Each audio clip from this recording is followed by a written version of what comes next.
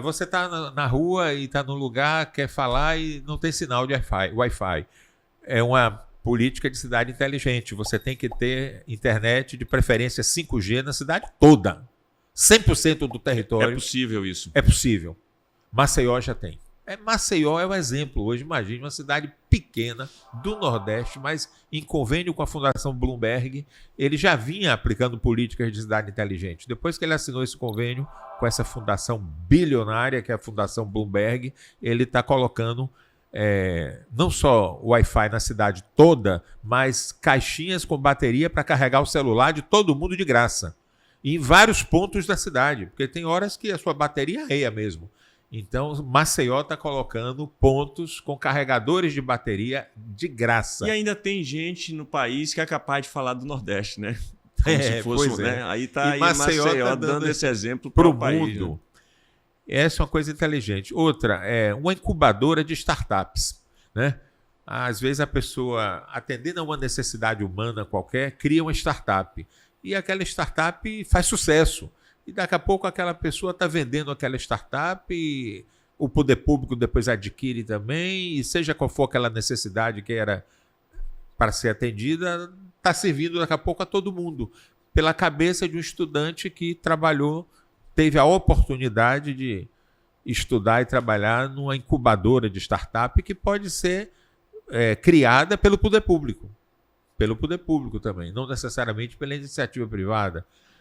Isso é uma política de inteligência também e de sustentabilidade. A telemedicina.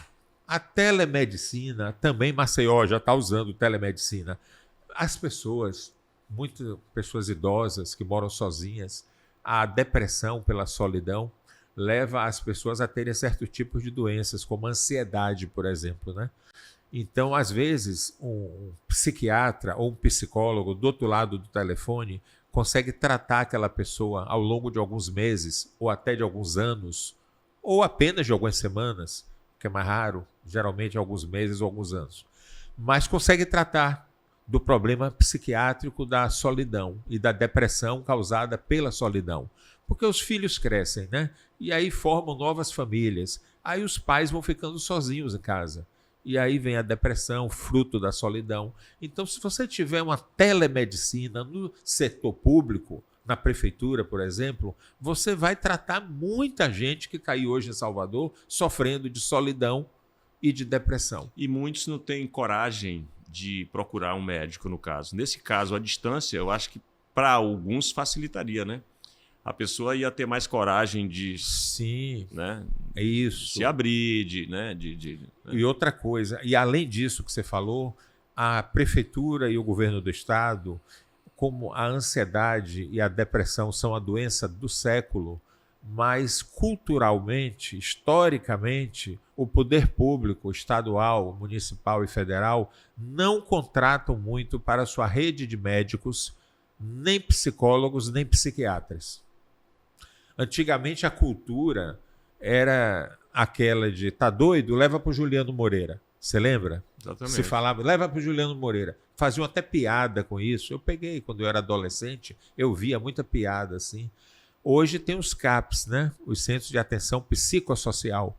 E os CAPs fazem uma política preventiva e estão espalhados pela cidade. E o que é que está faltando nos CAPs? Profissionais, psicólogos e psiquiatras. Tem alguns CAPs que têm, mas muitos também não têm. Então, é uma categoria de profissionais que a prefeitura deveria ter mais. Pode.